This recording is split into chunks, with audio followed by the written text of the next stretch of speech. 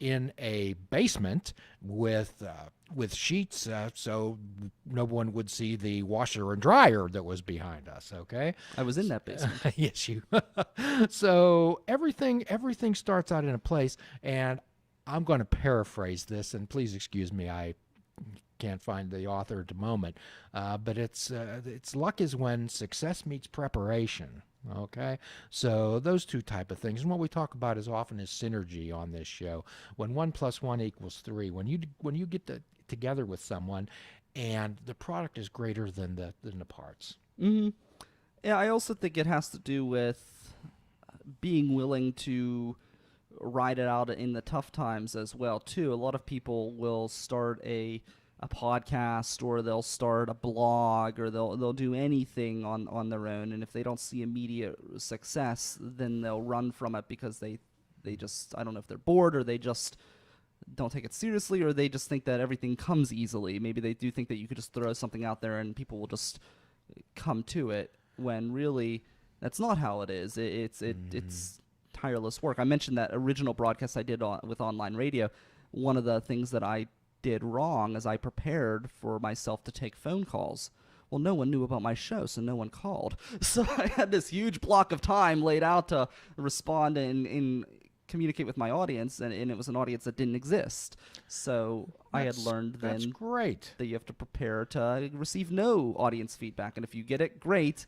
And if you have to dump something that you planned, that's great. But you have to prepare for the worst, and then when the best happens, I that's, like that thought. yeah. So, what we often suggest to people is, and everyone knows I'm from the 12-step world. If we don't know what to do, we have a real good hunch that you know what not to do. Mm-hmm. Okay, so and that's why failure is not a horrible situation. Well, and we've talked about this on the show before. However, it bears repeating. Even in the past, there were investigative reporters who were trying to dig up dirt on people, maybe get a quote from them, a headline. And this investigative reporter went to Menlo Park and met with Thomas Edison one time, and wanted to talk to Edison about his development of the light bulb. Mm-hmm. And however, he started the interview off with, "Well, Mr. Edison, tell me how it feels to have failed over 1,000 times." When Edison was and his associates, many of them, were making different types of combinations to make the filament last Mm-hmm. longer, glow brighter. And Edison knew what this person was trying to do, and he says, "I've never failed. I found 1,000 things that did not work. So you found many things that did not work." Sure. Yeah. Always. And you do learn, and then you learn what does work. You always have to be, especially if you're doing something on your own. You always have to be watching what other people are doing. That's one thing I've often learned, is I learn a lot from watching other people and seeing what they're doing. One thing I've done with the museum project is, anytime I make a social media post, first off, I just share a picture or a video, and then I'll just put the information in the text, which seems to do better on Facebook. Versus like sharing it. Even if you share an event that's created on Facebook, for some reason that doesn't do as well as if you just share a picture. So how did you deal But with all the naysayers in your life that would say to you, "Brian, this will never work. Why are you wasting your time?" On and on and on. How did you deal? I'm sure you dealt with naysayers. yeah, and you deal with that all the time. And one of the things I say is I can't do anything else.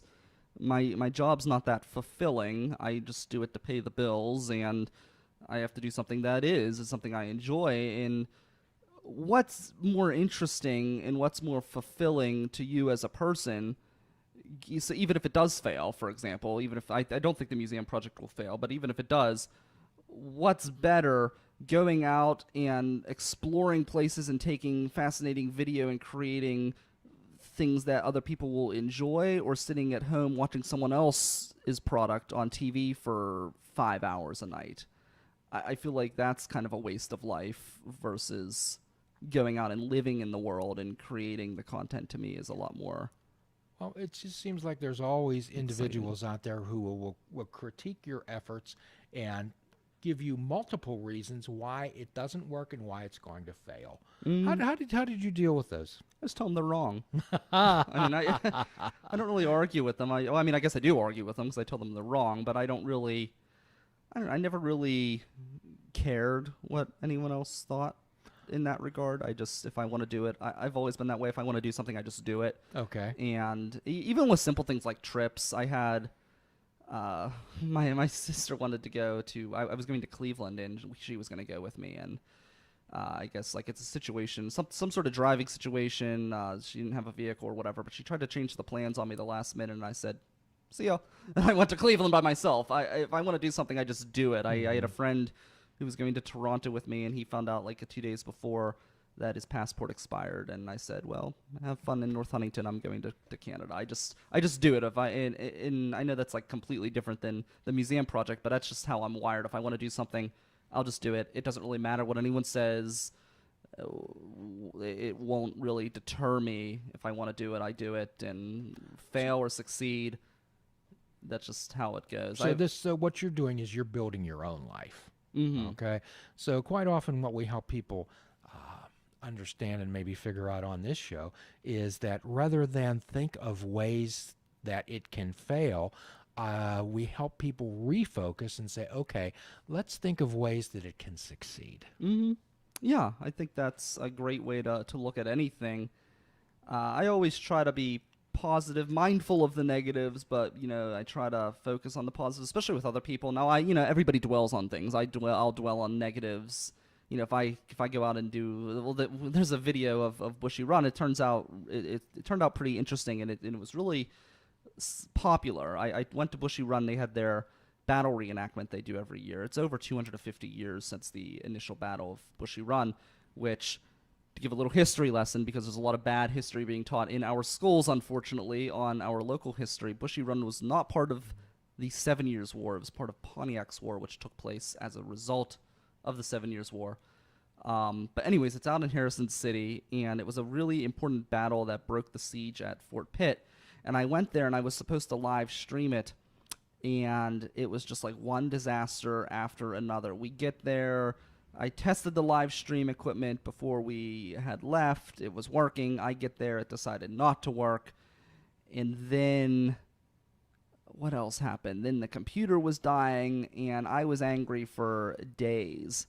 And, it will always be. So, like, I do have, everybody has their things where they'll dwell on negatives, but it did turn into this little video of clips. And it wasn't shot the way I would have shot it if I had planned to shoot clips, but it was really successful. I mean, people have shared this video all over the world. People in Europe, it's like this community of reenactors have been sharing this. It's been shared in France a bunch of times, which makes sense. Not that it was part of the French and Indian War, as I just said, but it was a direct result of that war. So people have an interest in it over in Europe and France and stuff like that. Obviously, in Britain, there's an interest because it was the British Redcoats that were mostly Scottish were in Henry Bouquet's regiment at Bushy Run. So you mentioned that you were upset for days. Yes. So what we try to help people understand here is that emotions, feelings, they're like puffs of smoke. They blow away in the wind. However, if you add your thoughts to them, it gives them great staying power, and it'll stretch them out into infinity. So what we ask people to do is say, when they label and identify, describe how they feel, and add some immediacy to that. Yes, I feel this way at present, in this moment. And again, you dealt with adversity. And sometimes I think in this world, Brian, we're kind of taught that we shouldn't deal with any hardships. We shouldn't expect any discomfort. I would suspect you dealt with much in your life. Yeah, always, because especially when you want everything to I always want to appear as a professional, even though I guess technically I'm an amateur because I'm not getting paid for what I'm doing, but I always want to be treated with the respect of a professional. So when things don't go wrong, it's embarrassing, and I get really angry about that. Now, I mean, it's from an outsider's perspective, it's reasonable to think that somebody who's working overnight and is just kind of like coming there on no sleep with like equipment that they just purchased on their own to make mistakes. But for me, that's an excuse. So I get really upset when things don't go the right way. But I don't think that that's a bad thing. Everyone acts like, oh, you should just don't worry, things happen. It's like, no, things don't happen. You messed up. You could have done something to prevent this disaster, and you should be upset, you should be angry, and then, but not that you should be defeated, but you could use that anger to make sure it doesn't happen again. Okay, you're angry. What can I do next time to make sure it doesn't go that way? But it doesn't mean that you should let yourself off the hook. You shouldn't maybe hold yourself captive as long as I do, because I'll be angry at myself for quite a while over something that somebody else would just brush off. But I do think that you do deserve to be a little upset with yourself, because of course. you're never going to improve otherwise. Well, we always want to help people understand that they need to take responsibility for their actions. Okay, and in the 12-step world, we say that our problems are of our own making. However, what we're talking about is saying rather than beat ourselves up, we can be angry, and that's good. Angry has a lot of energy, and we can either turn that angry inward, or we can turn that anger and that energy into determination. Well, I screwed up. How can I not screw up next time? Yeah. It's okay to beat yourself up a little bit. So the River's Edge morphed into this type of atmosphere with many local music, promoted a lot of really good people, and you had quite a few podcasts on there, quite a few people, quite a few individuals, personalities. Well, actually, this museum project, PGH Museums, was a result of one of those podcasts. I actually was not a huge museum goer. I was really always interested. I always loved when I would go to a museum, but my family just didn't go to museums when we were kids that often. It just wasn't my parents' thing. And I'm not complaining. I went to the beach a lot, and I really love the beach. So it's not a complaint against them, but it is something that I didn't experience as much when I was younger. But my friend Randy, who is one of the organizers of PGH Museums, he was a museum enthusiast, and he had been to so many museums in the area. And he and I started going to museums, and as my time became more and more limited, it was harder to schedule that. So we decided to start a podcast to make sure it was a priority. And it was called The Culture Cruise, and it was a museum that we recorded while we were driving. And we would drive to the museum and talk about where we were going, and then on our way back, we would talk about our experiences at that museum. And the humor came in because I'm a pretty aggressive driver, and when I'm not driving, Randy's a lot more passive than I am, so I would start yelling at Randy for not being aggressive. And now, typically, I'm not that bad of a backseat driver, but it is more entertaining it's not entertaining on the podcast if I don't say something. So whatever's would go on in the back of my mind on a typical day was on the tip of my tongue during the podcast. But eventually, it never got the promotion it deserved, so it wasn't that well listened to because I was too busy doing other things. And then Randy's schedule got complicated. So when I decided to take some more time back for myself and kind of go in a different direction personally and come up with some new content options and opportunities, we decided to explore bringing that podcast back. And here, with all of the work we've done, the podcast is the thing that's dragging now, because we're going to release it next fall, because we just have so much going on with the whole project, which throughout the interview, I would like to discuss at some point. So while you were at the River's Edge, the seed was planted for perhaps this type of venture. Okay? And as with most things, in the fullness of time, perhaps we move on with our lives. And the seed was planted to have this type of museum effort. So tell us about the fruition of that. How did this thing bloom? Yeah, so it started with us deciding to bring back the Culture Cruise podcast. And one thing that we wanted to do with the Culture Cruise was we were going to go to big museums, but also we really wanted to go to these smaller museums that no one has ever heard of. One I always mention is, because it's a museum that I really love, that I think is fascinating, is the Baronhof Museum in Aspinwall, which no one's ever heard of. It's a museum of mechanical musical instruments in this big mansion that has secret passages all throughout the house, and a pool room, and a cave and a boardroom you can only access through secret passages. It's a really neat building. No one's ever heard of it. It's one of the coolest places in the region. And the name of that place again is? The Baronhof. It stands for Bavarian House. And it's just a really cool place. So we were thinking, how do we market this podcast? How do we get people to listen to it? And one thing that I've always heard over the years is there a list of museums in Pittsburgh? And the short answer is no, there's not. So we decided, why don't we create that list? And then why don't we create a community that will listen to our podcast? So instead of creating a podcast, throwing it out into the internet and saying, please listen, and going through all of the really boring ways to promote a podcast. I mean, promoting a podcast isn't really that fun, going through the standard ways. Do you enjoy learning the hashtags and going out and trying? I mean, it's kind of, it all seems kind of, it can be a chore. yeah, it's really not, but building a directory that people can use and creating a culture of museum enthusiasts, that's fun. That's something that's fun to do. So we've come up with a directory on the website, and so the website is 3 parts. There's the directory, there is the blog, and then there is the membership program, well, the blog and the media in general. So the directory is, we've basically gone through our volunteers and we've researched as many historic places, museums, and galleries that we can find throughout southwestern Pennsylvania. And right now we have a directory of more than 400 listings in the region. So you went to this Baronhof, and I'm glad you turned us on to that, and I hope everyone out there within the vicinity of Pittsburgh could perhaps visit that. Quite often we say, hey, this is a really neat place. Someone should really write about this. Well, you're that someone. I am, yeah.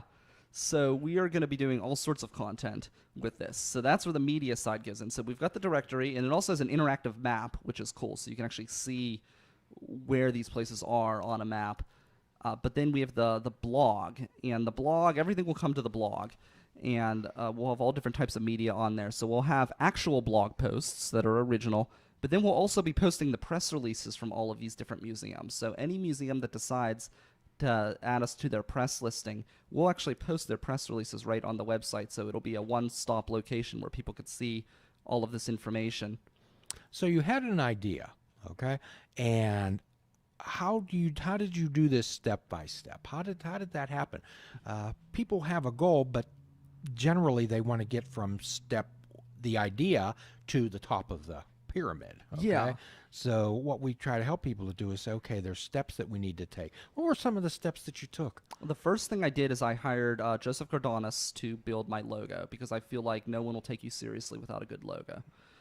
That's something I've always believed. I just feel it sets. I'm a big believer in branding and imaging, and I feel like if you don't have that down, you're not going to get anywhere. If you're sending someone a press release and you've got some logo that you designed yourself in Microsoft Paint, it's not going to impress anybody.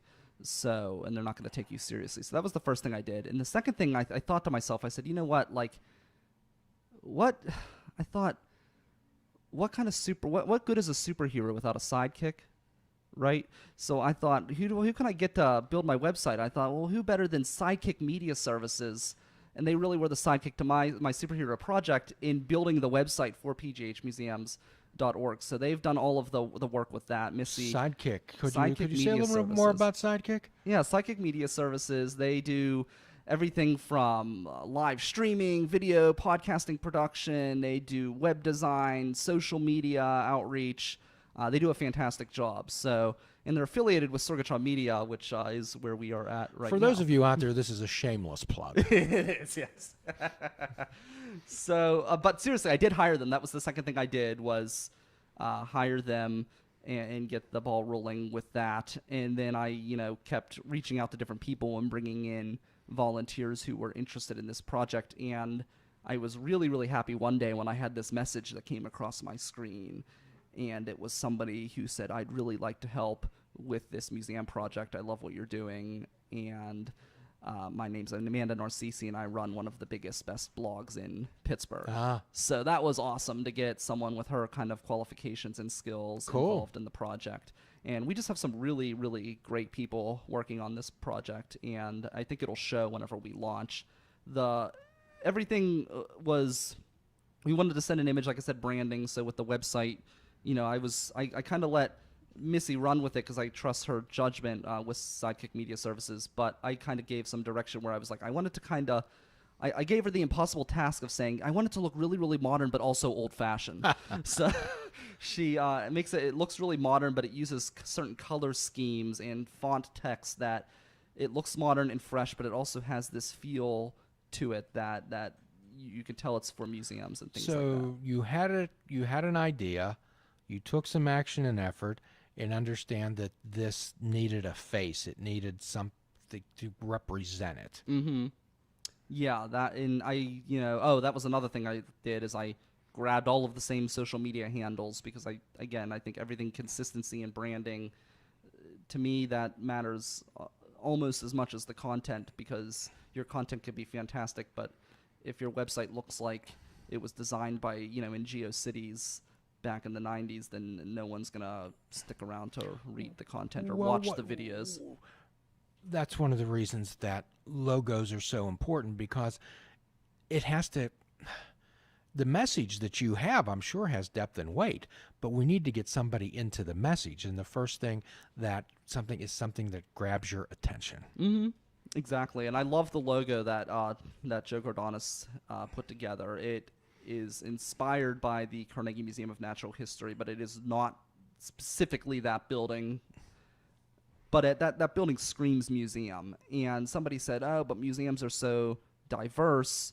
Do you really want it to represent that type of like older style museum?" And I said, "Yes, because that's what people think of when they think museum. They're going to come in to see that, and then they're going to learn about all these other museums in the region." So you had the idea, you put some action and effort, and you had an individual with some knowledge create a logo for you. Where'd you go from there? Oh, that's when I went to Sidekick, and then I got the team together, and the first thing we did was we just started hammering out the directory. Because even though the content is what I'm really interested in and what I love doing, so we're going to do artist interviews and documentaries. We're going to come up with mini documentaries we'll release and things like that. But that's all dessert. You go out to eat, the first thing you do is you get your meal, and then you come, maybe the meal's really good, but you love the dessert. Like Grant Bar in Millville, they're known for their pies. Everybody goes and they eat the meal, but then they have the pie, and they keep coming back for that pie. Okay. And that's how I view this project. The directory. So the directory is like a menu, Brian. It is. You look and see what you have. How did you go about formulating a directory? A lot of searching. So we researched online mostly, and we would search various different ways to try to populate as much of the directory as possible. There are certain lists that do exist with historic places in particular.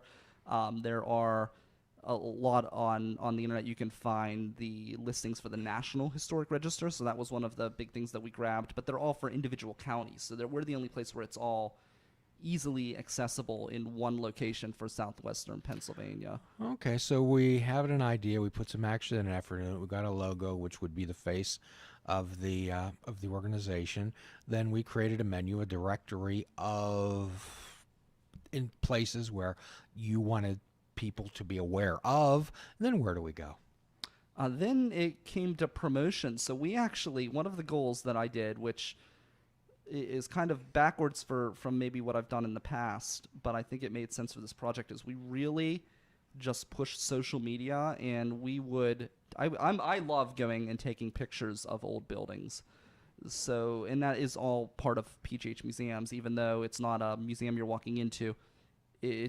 I love my friend Louise of the Pittsburgh History and Landmarks Foundation. She always says that our museum is the city of Pittsburgh and the beautiful buildings that are sometimes as interesting as, or sometimes even more interesting than stuff inside the buildings. And I agreed with her with that, and so we would go around to take pictures of these buildings and post it on social media and get people interested. And we actually built a like base, a fan base of over 1,000 likes on Facebook before we launched.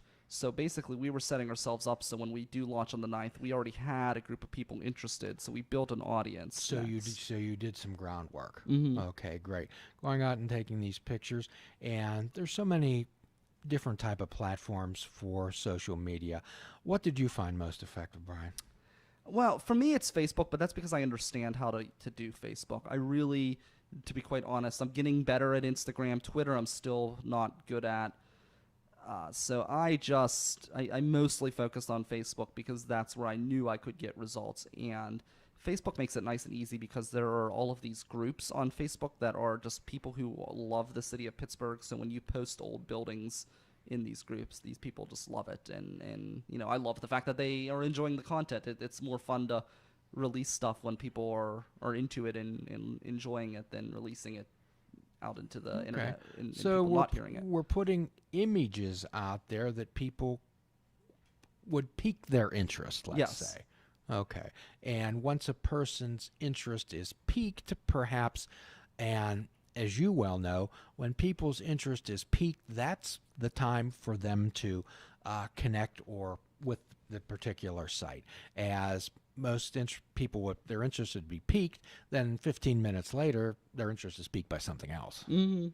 Yeah, so that is true. People, it's hard to keep them engaged. That's why periodically I try not to go too overboard with posting. Of course, right now I am because we have the launch party coming up. But I try not to go too overboard because I don't want to scare people away. But I would try to post every little bit and invite them to the page and kind of go that route. So tell us about some of the places in the directory.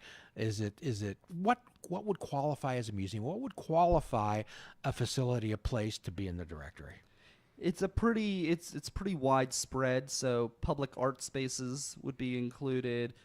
Historic places, even like bridges. There are a lot of historic bridges, especially down in Washington County. There's a lot of covered bridges down there. All of those bridges are on the directory that we were able to find. Actually, down in Washington, really interesting point is the first crematory in the United States was in Washington, Pennsylvania. Just a little bit down the road. So anything like that, all the way from there to modern museums like Wood Street Galleries, for example. There's always a lot of modern exhibits, a lot of new exhibits coming in through there. Studios like Ton Pottery. Ton Pottery is a gallery, a studio, and a retail center. They're involved. They're actually an affiliate. They were the first affiliate of PGH Museums. So they're involved. Just really, it's very widespread. We wanted to be as comprehensive as possible. We didn't want to be as too exclusionary because a lot of people, if they're into art and they like going to a gallery, then why wouldn't they enjoy going to a public art display as well? Sure. Or if they're into history and they love going to see the mummies and the dinosaurs at the Carnegie, why wouldn't they? Or they love going to the Heinz History Center and seeing their stuff. Why wouldn't they necessarily be interested in going to seeing a house in Irwin, for example? I'm trying to think if there's two houses in Irwin, but one of the houses in Irwin was part of the Underground Railroad. Why wouldn't they enjoy, even though they can't go into that building because it's a private residence, they might enjoy just driving by and experiencing or enjoying the history. People always take the perception, the assumption that you've heard of this, the grass is always greener on the other side of the hill. So they think in order to get something interesting, we're going to have to travel. Where what you're saying is, and you're pointing out that there's many hidden treasures right in front of your face. Oh, so many. Yeah, this has actually happened years ago back when I was at Cal U, the first time around when I didn't know what I wanted to do with my life. And I was ready to leave Cal, and I realized that I hadn't been to most of the buildings on campus.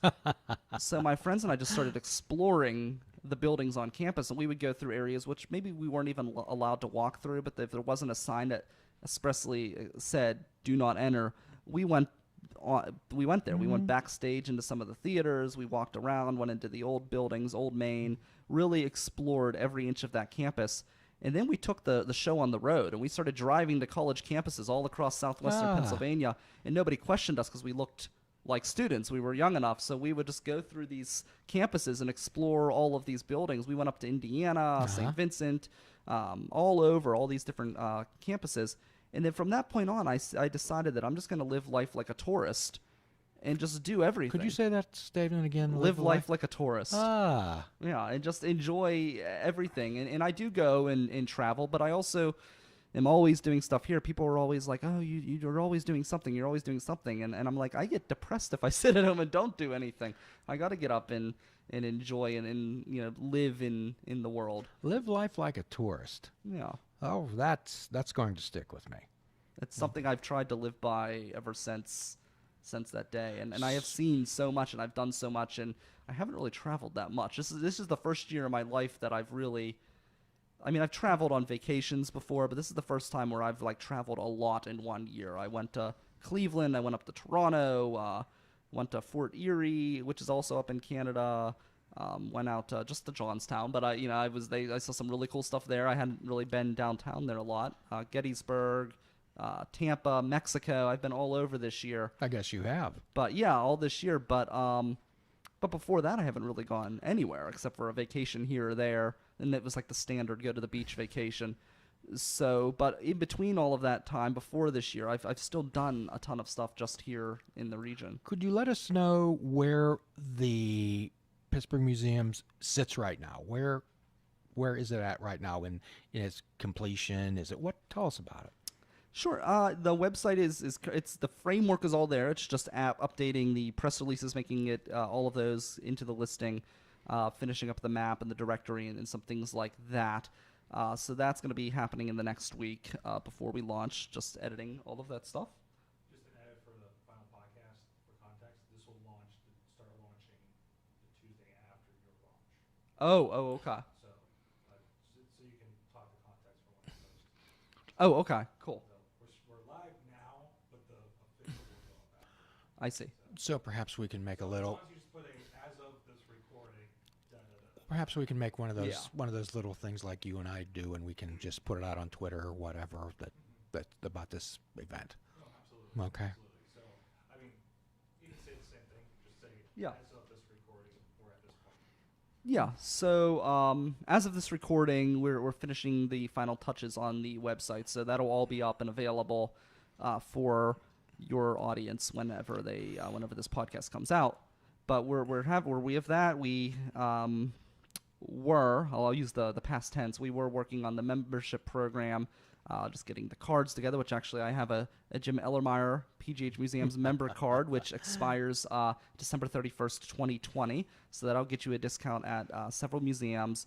At the date of this recording, we have currently 13 museums that you can get a discount at, museums or galleries. And that list will continue to grow as time goes on. Thank you. That's very kind. I'll Yeah. certainly take advantage of that. So, what do you say? I know that I don't know what type of an audience you're looking out for, like-minded people. I don't know if you'd consider this a niche type of thing. However, what do you say to people that say, "Oh, museums? Oh, that sounds stuffy." Well, they've never been to many museums, I will say. There's so many different types of museums and so many varieties. At one point, unfortunately, it's on a hiatus now. I don't know. They're still doing some road shows, but we had a museum of like cartoons and things like that. We have one museum this is an interesting one. We have a museum that is called oh gosh, why is the name slipping my mind? It's a manor, Trundle Manor, which is out in Swissville. These people live in this place. It's their home. You go into this place, and it's a museum of just like crazy oddities. And they live there, like I said. But they have taxidermied animals. They have human fetuses in bottles and weird like equipment, medical equipment from back in the Stone Ages of Trundle medicine. Yeah, it's really, really cool. It's one of the most interesting museums I've ever been to. It's just these people's personal collection. They have a tumor that's floating in a jar that's also a music box. Okay. So, like, is that something you would think that you would see in a museum? No. No, exactly. So it's just really, you have to explore and find museums that fit your interest. So when people think of museums, what, in your mind, what do you think a person on the street would think? What are they going to see at a museum? Probably, depending on the museum, they're going to expect to see. Just what are they? When they think museum, what would I see there? They're probably thinking an art gallery. Yes, that's what I thought. Paintings and statues. Yeah. Okay. However, has anyone out there considered a pinball museum? Which Pinball we do machines, have one. old electronic. Pinball Yes. Perfection, which is right up on in the North Hills.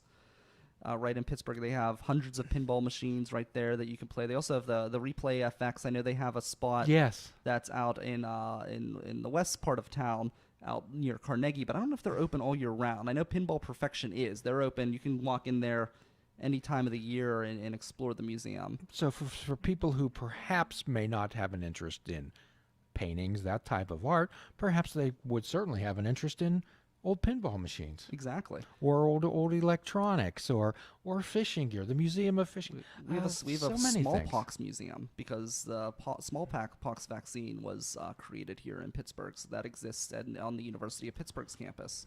So what we ask is for people to avoid having contempt prior to investigation. Often on this show, Brian, what we ask people to do is have a beginner's mind and not an expert's mind. Not an expert's mind that we have blinders on that can we only see in one direction. I think that's really, really a strong argument in today's world, especially. I don't want to get political because it's not a political show, but we're entering an age where people are very tribalistic and they're not willing to. They're looking at things from an expert's mind, and they've already made up their decision. They're not willing to learn things, and I think that's very true about museums as well. And I'm not saying that it's either side of the coin, but that's true about museums for sure. People will have certain they have a beliefs. certain view. So quite often, what we make this comparison is, we ask people often if they've ever seen or been to a thoroughbred horse race. And we say, yes, well, they're magnificent animals. They can do one thing and they can do it well. However, what they have is they have blinders on, okay? So often I ask people, I'll say, okay, well, they can do one thing and do it well. However, they're not willing to explore other possibilities.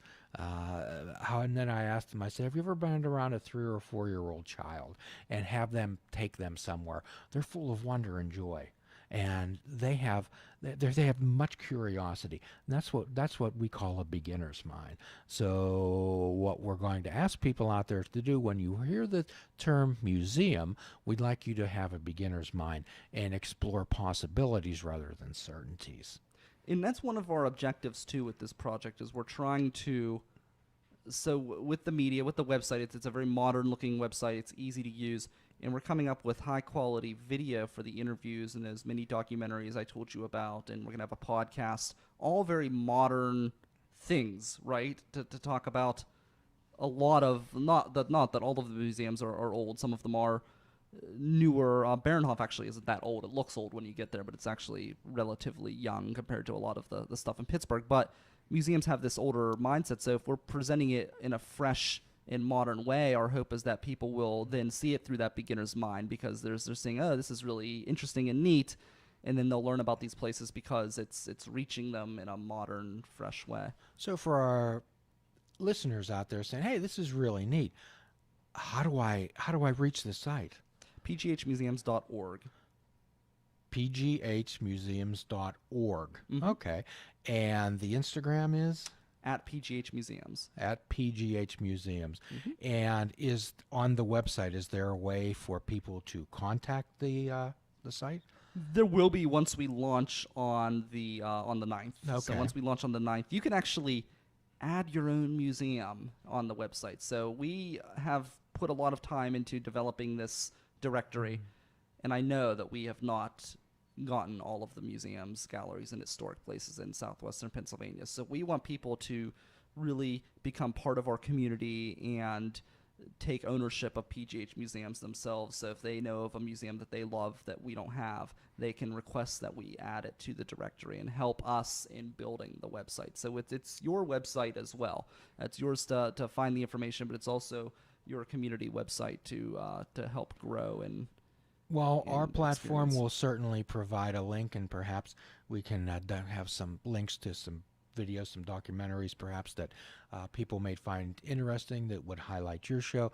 There's a saying, you've heard the phrase that you can lead a horse to water, you can't make them drink. Yeah. However, in the 12-step world, we say, however, you can make them thirsty. Yeah. Okay. I like that. So the idea is through this website, perhaps we can make people thirsty to explore what you're offering.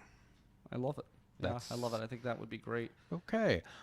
And as always, any comments, any questions can be directed to the producer of this program, Mr. Mike at Sorgatron Media, and there's a link on the show. And as always, at the end of every podcast, we offer a free prescription, fruits, nuts, and vegetables. Unplug your television and take up fishing. And for a truly mindful experience, we suggest that you fish without bait. Do a kindness for yourself, do a kindness for another. Forgive yourself, forgive another. Till all are free, none are free. Namaste. Fantastic. Thank you, everybody tuned in for the live stream, and keep an eye on this for the coming weeks coming up in